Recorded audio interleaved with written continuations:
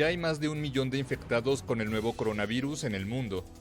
Según un conteo de la AFP realizado a partir de datos oficiales, se contabilizan también más de 50.000 muertos en 188 países y territorios. Más de 3.900 millones de personas, la mitad de la población mundial, ha sido invitada u obligada a quedarse en sus hogares para luchar contra la propagación del COVID-19. El virus ha provocado el colapso de los sistemas sanitarios en países desarrollados y ha paralizado aeropuertos, fábricas y comercios sin que se vislumbre por ahora un final a la crisis. Europa tiene más de la mitad de los infectados en todo el mundo. Italia encabeza la lista de decesos con casi 14.000, seguida de España que batió la barrera de 10.000 muertos, Estados Unidos con más de 5.600, Francia con más de 5.300 y China continental con más de 3.300. No hay vacuna para el coronavirus en estos momentos y solo cabe confinarse, mantenerse a distancia de otros seres humanos y observar una higiene mínima, condiciones difíciles de cumplir en gran parte del planeta. La ONU advirtió que las restricciones de aislamiento amenazan a los más vulnerables al restringir su acceso a la comida y los cuidados básicos. En tan solo 2 semanas, Estados Unidos recibió cerca de 10 millones de demandas de subsidio de desempleo, mientras que en España la desocupación subió en 300.000 personas en marzo, una cifra histórica. En medio de la peor crisis que el planeta ha enfrentado desde la Segunda Guerra Mundial, en palabras de la ONU, los científicos trabajan a marchas forzadas para encontrar tratamientos contra la enfermedad. A falta de vacuna crece la esperanza y también la polémica sobre el uso de medicamentos contra la malaria, como la hidroxicloroquina, pero varios expertos advierten que los estudios son muy parciales. La pandemia del coronavirus no cede. De acuerdo con la Universidad Johns Hopkins de Estados Unidos, la COVID-19 ha llegado a 181 países, afectando a 1.015.709 personas, causando la muerte a otras 53.069. Italia y España siguen siendo los más afectados, con 13.915 y 10.348 muertes respectivamente. En ese sentido, Europa concentra el 60% del total de fallecimientos en todo el mundo. Sin embargo, Estados Unidos tiene el mayor número de casos confirmados, pues ya registra 243.213, 163.000 más que los reportados en China, país en donde nació el virus a finales de 2019. El panorama en Latinoamérica no es mejor. Más de 26.000 personas han contraído el virus y casi 800 han muerto. Brasil es el más afectado de la región, con 8.066 contagios, seguido de Chile, que suma 3.404, y Ecuador, que con 3.163 ha despertado gran preocupación. La COVID-19 ha escalado allí a gran velocidad, dejando hasta el momento 120 muertos, la mayoría de ellos en la provincia de Guayas. El confinamiento y cierre de fronteras siguen siendo las medidas más usadas por los gobiernos para mitigar la pandemia. Naciones Unidas y el Centro Pew Research han calculado que el 93% de la población mundial, es decir, unas 7.200 millones de personas, está aislada y con restricción de movimiento. La economía, por su parte, sigue golpeada. El Fondo Monetario Internacional advirtió que una recesión en Europa ya es inevitable, al tiempo que las principales bolsas del mundo siguen cayendo.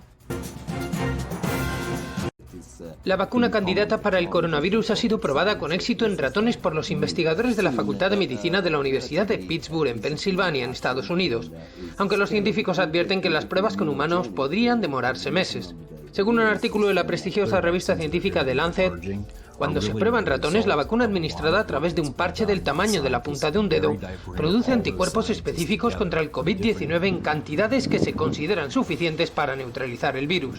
Los investigadores emplearon un método novedoso para administrar el compuesto, llamado conjunto de microagujas, a fin de aumentar la potencia. Esto consiste en un parche del tamaño de la yema de un dedo con 400 agujas muy pequeñas que administran las piezas de la proteína Spike en la piel, donde la reacción de inmunidad es más fuerte. El parche se adhiere con una tirita y luego las agujas, que están hechas totalmente de azúcar, y las piezas de proteína simplemente se disuelven en la piel.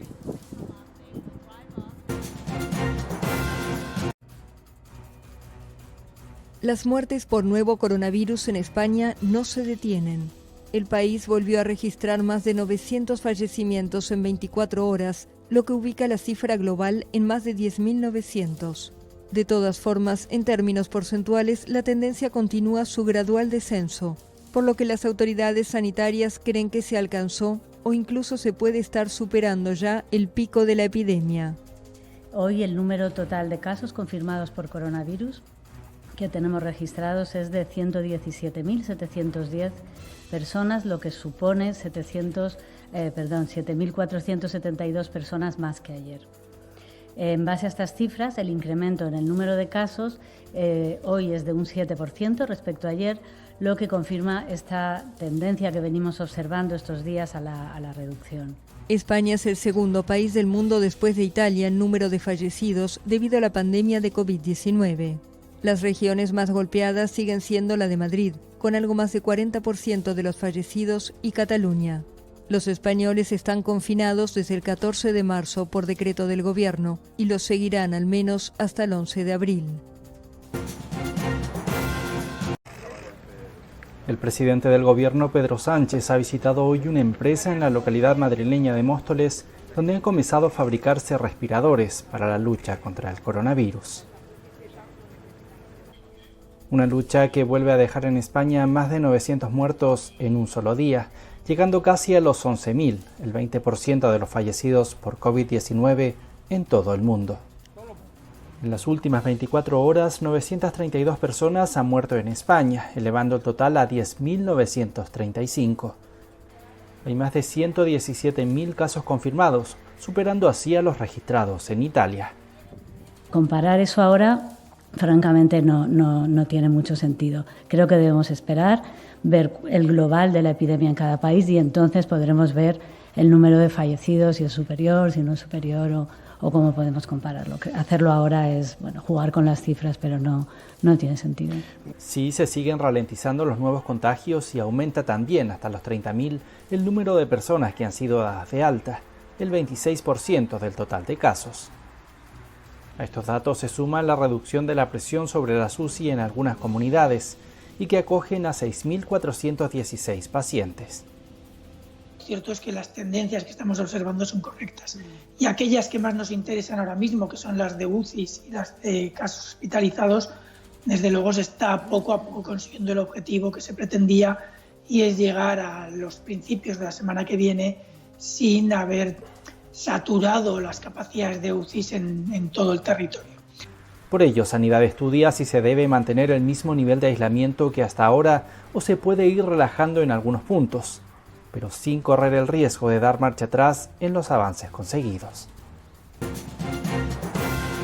Ingresaron directamente en la UCI. Javier Lara tiene 29 años y no tenía ninguna patología previa cuando contrajo el nuevo coronavirus. Cuenta que mostró los primeros síntomas el 5 de marzo, pero como no había viajado ni estado en contacto con contagiados, no le hicieron el test. Que era una fiebre tan rara y una sensación de malestar en el cuerpo que jamás había tenido en mi vida. Entonces, pues me separé de mi mujer y de mi bebé, pasé a dormir a un cuarto separado, pasé a usar mascarilla en casa, cero contacto con ninguna de las dos. Cuando usaba el baño lo desinfectaba con lejía durante toda esta semana que estuve en casa y que no me habían diagnosticado coronavirus. La fiebre no remitió y finalmente fue hospitalizado directamente a cuidados intensivos, con una neumonía bilateral grave y rara. Ahora está recuperado, pero le han recomendado que pare entre 30 y 60 días, porque todavía si habla mucho, se ahoga un poco. Yo creo que es el peor momento de mi vida porque hay mucha incertidumbre, ¿eh? Y cuando entras en la UCI, yo que realmente le preguntaba, ¿pero me voy a morir? ¿Me voy a recuperar? Me decían, no, es que no sabemos. ¿Sabes? Es que no sabemos, esto es nuevo. ¿Cómo vas a reaccionar tú a la medicación? Es que no se sabe nada. ¿Sabes? Claro, es que entonces toda esa incertidumbre, dices, ¿cómo? ¿Sabes? Es como un shock. Luego de su experiencia, recomienda fuertemente tomarse en serio la enfermedad y cumplir con el confinamiento. Creo que nos lo tenemos que tomar todo muy en serio para realmente poder acabar con esto.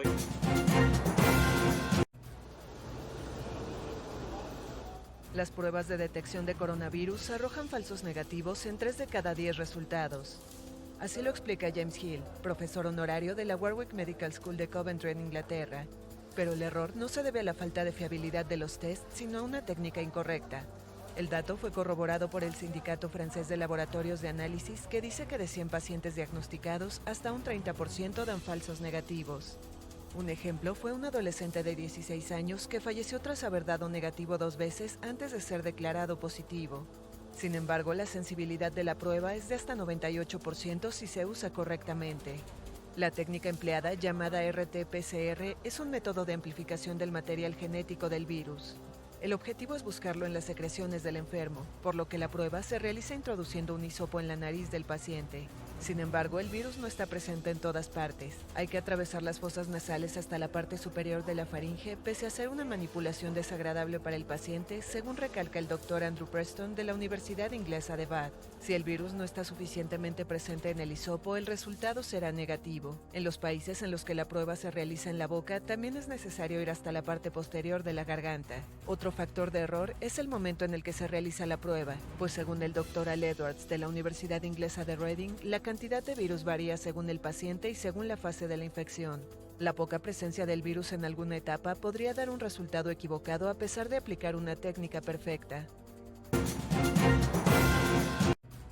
La industria automovilística se une a la lucha contra el coronavirus. La falta de material sanitario y el parón de las actividades no esenciales han movilizado a algunas empresas como esta de SEAT en Barcelona, que se afanan en fabricar respiradores, mascarillas y pantallas protectoras.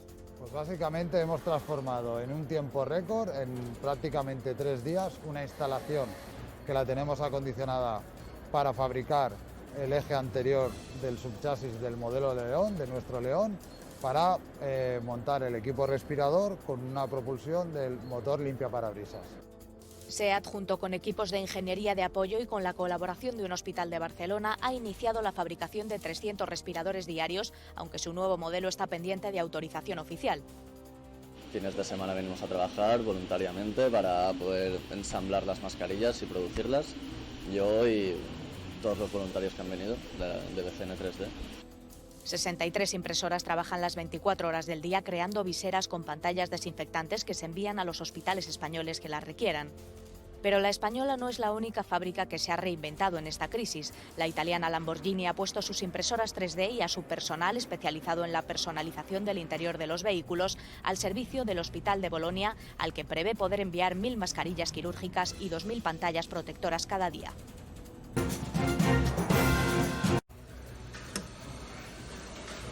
La belleza y la vanidad han quedado de lado en medio de la crisis por el nuevo coronavirus. Ahora es común encontrar artículos antes impensables, como un traje protector cosido en los talleres de Giorgio Armani en Italia. Ante la falta de ropa especial para el personal sanitario, la famosa marca de moda ha dejado a un lado la alta costura para coser batas que donará a los hospitales de Bérgamo y Versilia, 2 de las comunidades más afectadas por el COVID-19. También el fabricante de coches de lujo Lamborghini comenzará a producir máscaras y viseras médicas, que se destinarán al Hospital Santa Úrsula Malpighi en Bolonia, al norte de Italia. Mientras tanto, en Colombia, una empresa de cosméticos ha modificado su producción y ahora elabora gel antibacterial y jabones para los hospitales, asilos y farmacias. En tanto, en República Checa, la marca Skoda Auto ha comenzado a imprimir máscaras de respirador de alta calidad que se pueden reutilizar después de desinfectarlas.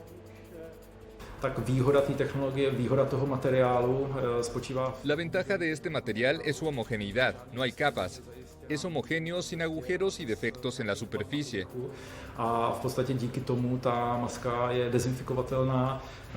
Y por lo tanto, la máscara se puede desinfectar. No hay esquinas ni espacio interior donde el virus o la desinfección puedan quedar atrapados. Por ahora, las máscaras están reservadas para médicos y personal sanitario que enfrentan al nuevo coronavirus en la primera línea de batalla.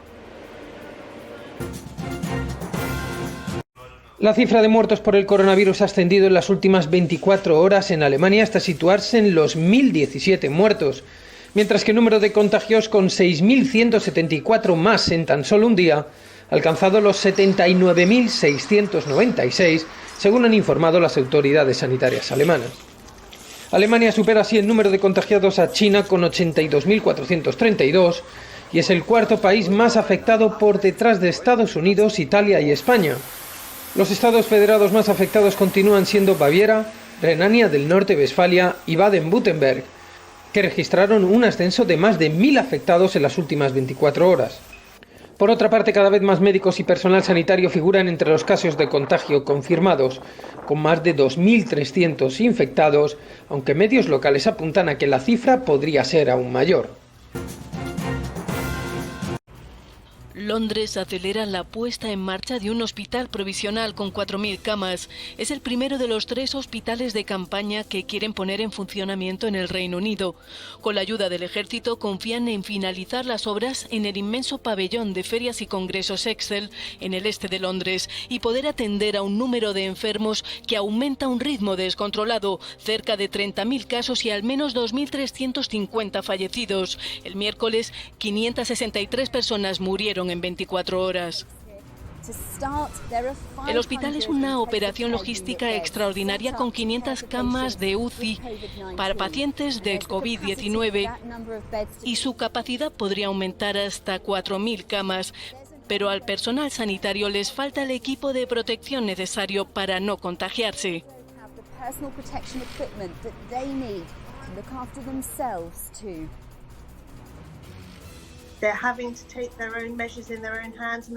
El tener que procurarse sus propios equipos de protección no es una buena idea. Hemos de asegurarnos de que el personal sanitario tiene la protección necesaria.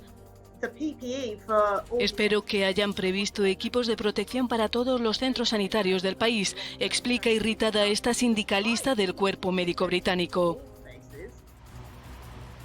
35.000 profesionales que estaban retirados o en excedencia van a incorporarse para atender la crisis del coronavirus.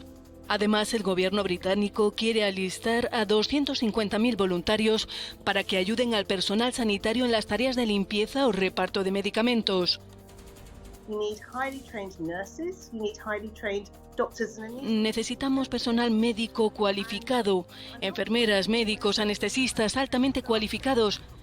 Y no estoy muy segura de que lo podamos conseguir. Está muy bien tener mucha gente que se ofrece voluntaria, pero vamos a ver cómo gestionamos el cuidado de los pacientes entubados. En Londres, por fin, se han impuesto las necesarias medidas de confinamiento. La condena a la caótica y escandalosa gestión de Boris Johnson es unánime. La pregunta es si todas estas medidas no llegan ya demasiado tarde para evitar el colapso del servicio de salud británico.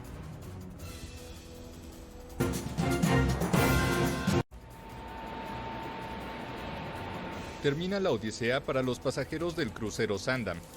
El barco y su buque asistente Rotterdam atracaron el jueves en Fort Lauderdale, Florida, al sureste de Estados Unidos, tras ser rechazados por varios puertos en Sudamérica. A bordo de las embarcaciones viajaban 4 fallecidos por razones no divulgadas aún, así como decenas de pacientes con coronavirus. 107 pasajeros y 143 tripulantes de ambos barcos han reportado síntomas similares a la gripe durante el viaje, aunque varios se han recuperado. Según el plan de desembarco, 14 personas serían llevadas a 2 hospitales de Florida. Los pasajeros sanos serían llevados en autobuses desinfectados al aeropuerto para volver a sus lugares de origen. Los pasajeros con síntomas leves permanecerán en aislamiento a bordo hasta que mejoren. La tripulación no descenderá de los barcos por el momento. El crucero Sandam comenzó su recorrido el 7 de marzo en Argentina e iba a terminar el 21 de ese mes en Chile. Pero al desatarse un brote de COVID-19 a bordo, varios países le cerraron sus puertos. Por eso la línea Holland America desplegó al Rotterdam desde California para asistir al Sandam en el Pacífico y transportar allí a cerca de 800 pasajeros. Luego, ambos barcos recorrieron juntos el Canal de Panamá y surcaron el Caribe. En los dos viajaban en total 1.250 pasajeros y 1.186 tripulantes. Mientras ambos barcos arribaban a Florida, la línea de cruceros Princess Cruises anunció que también esperaba enviar otro navío, el Coral Princess, al mismo puerto de Fort Lauderdale con 12 casos confirmados de coronavirus a bordo. Las líneas Princess Cruises y Holland America son ambas subsidiarias de la corporación Carnival. Las consecuencias sociales de la pandemia de coronavirus en Estados Unidos son desastrosas. Las solicitudes semanales de subsidios de desempleo alcanzaron un nuevo récord con 6,6 millones de nuevas suscripciones. Como Estados Unidos se está convirtiendo en el nuevo epicentro de la pandemia, el alcalde de Nueva York, Bill de Blasio, pidió el jueves a los ciudadanos que se cubran la cara cuando salgan de sus casas. Mientras el presidente Donald Trump sigue defendiendo su manejo de la crisis y promete ayudas para los más necesitados. Vamos a tratar de dar un pago en efectivo a la gente y estamos trabajando en la mecánica de eso con la ley. Así que vamos a tratar de conseguir un pago en efectivo para ellos, porque solo ampliar la legislación no ayuda mucho. Otro de los asuntos que más preocupa es la falta de respiradores para tratar a los pacientes. Según el gobernador del estado de Nueva York, el suministro podría agotarse en 6 días. Empiezan a llegar en una semana y media, pero habrá un momento que acumularemos inventario. En cualquier caso, los estados deberían haber creado sus reservas. Tenemos casi 10.000 ventiladores almacenados y los hemos estado suministrando, pero los estados deberían estar creándolo. Somos un respaldo, no somos un gestor de pedidos, somos un respaldo y hemos hecho un trabajo increíble. El personal sanitario está notando la escasez de materiales de protección contra el COVID-19. Unas 30 enfermeras se manifestaron el jueves frente a un hospital de Nueva York para denunciar la falta de máscaras y batas.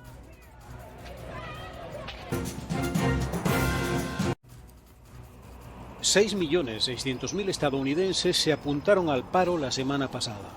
Primer choque devastador de la mayor economía del mundo con el coronavirus.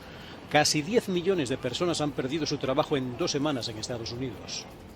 Un retrato del desastre asegura la economista especializada en el mundo del trabajo Heidi Shierholz, quien asegura que nunca ha habido algo así en la historia económica reciente.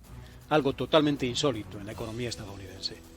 Mientras cada estado se prepara para pagar el paro y el gobierno federal para enviar cheques de ayuda, los estadounidenses, ahora sin trabajo, no saben cómo pagar sus facturas de este mismo mes. La reacción de empresas eléctricas o inmobiliarias ante el impago masivo está por ver. No tengo ni idea de lo que haremos con el alquiler del mes que viene, de dónde vamos a sacarlo ni cómo vamos a pagar la luz. Desde que despidieron a mi madre de su trabajo a tiempo completo, nuestro mayor miedo es ser desahuciados y quedarnos sin techo. Más del 80% de los estadounidenses están ahora con algún tipo de impago. La mayoría de los gobiernos estatales y municipales aplican una moratoria a los desahucios. Más de 20 millones de estadounidenses podrían quedarse sin trabajo.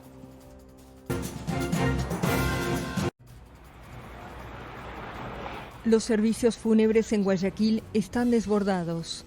Frente al cementerio, los automóviles con ataúdes tienen que esperar en largas filas para poder ingresar. La pandemia de nuevo coronavirus ha trastocado el trato a los muertos en la ciudad más poblada de Ecuador.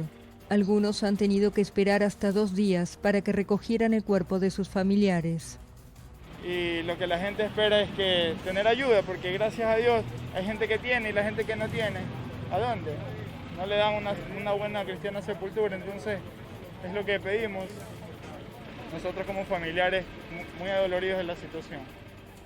La paralización de actividades y el toque de queda de 15 horas por la pandemia detuvo el trabajo de cementerios y funerarias, que además muchas veces no quieren buscar a los muertos en sus viviendas por miedo a que sean fuente de contagio. Cuando yo llamaba al 911, me decían, ¿sabe qué? El día de hoy no vamos a poder retirarlo, no vamos a poder retirar al día siguiente porque el día de hoy hay 50 muertos. El día siguiente llamo y me dicen, el día de hoy hay 70 muertos y no podemos retirar a tu papá. El puerto de Guayaquil tiene la mayor tasa de mortalidad del país por la COVID-19 y la más alta de Latinoamérica. 1,35 muertos por cada 100.000 habitantes, por encima de la de Sao Paulo. La enfermedad ha contagiado a cerca de 3.000 personas en todo Ecuador, con un centenar de fallecidos.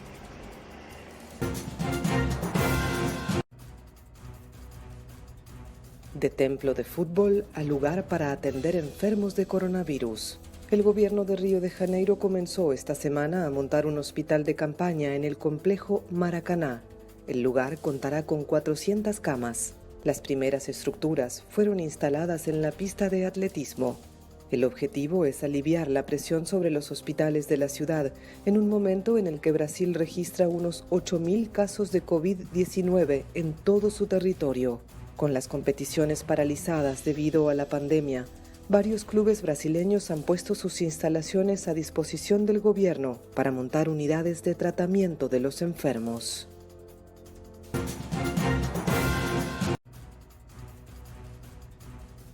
Se prohíbe la salida de hombres y mujeres juntos en Perú.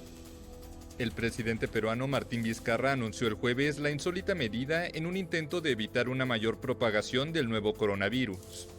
El gobierno asignó días especiales para permitir la circulación de las personas pertenecientes a cada sexo. El mandatario aseguró que los militares y policías que patrullan las calles recibieron instrucciones para respetar a homosexuales y transexuales. Varones. Lunes, miércoles y viernes solamente los varones. Martes, jueves y sábado solamente tienen permitido la circulación las mujeres. Esta restricción será hasta el día domingo 12 de abril. Y los domingos la restricción es para todos. Paralelamente, miembros de las Fuerzas Armadas prepararon el jueves paquetes de comida y artículos de limpieza donados para repartir entre la población más vulnerable de Perú. Para hacer el acopio de todo el apoyo que se puede dar a las personas más necesitadas del país, que con esta inmovilización domiciliaria obligatoria se ha visto tremendamente afectado. Perú está bajo toque de queda nocturno con su población confinada en aislamiento obligatorio desde hace casi 3 semanas. Se permite únicamente el funcionamiento de mercados, bancos, farmacias y hospitales. El país, que suspendió clases y cerró fronteras salvo a mercancías, acumula más de 1.400 casos de COVID-19, más de 50 de ellos fatales.